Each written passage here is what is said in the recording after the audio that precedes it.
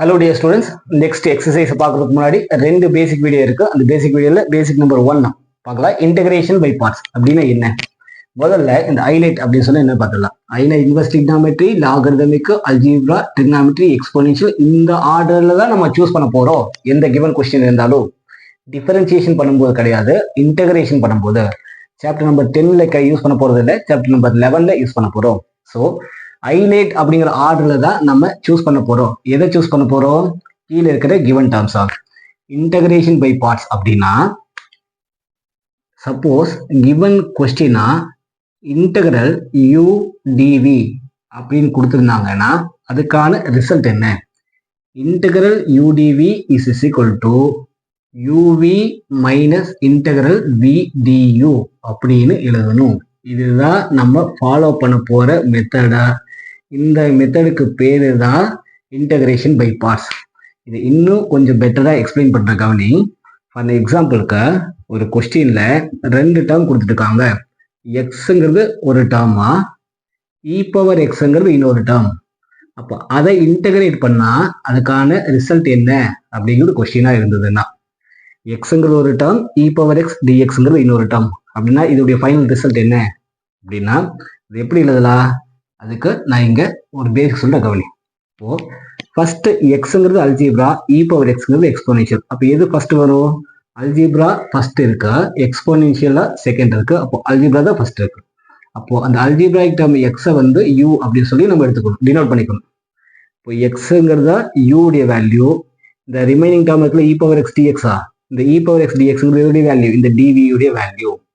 இ power x டிஎக்ஸ்ங்கிறத டிவிக்கான value. Okay right.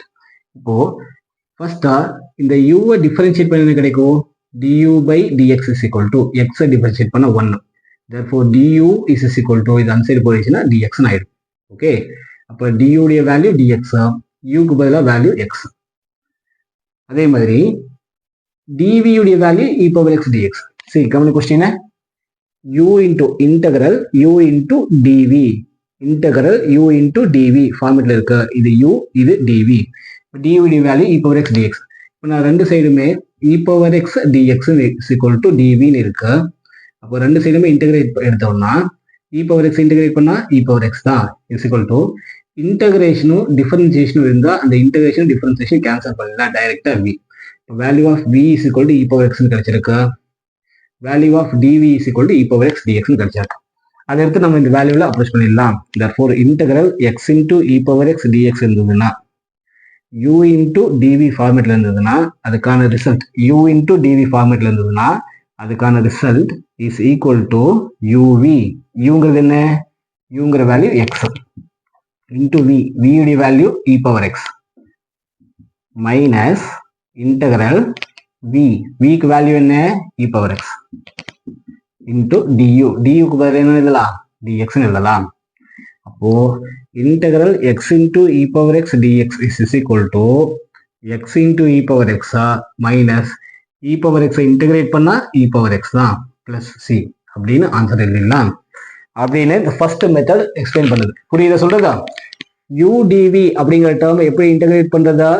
uv minus integral v du. this is the basic formula. Copy பண்ணிக்கோங்க.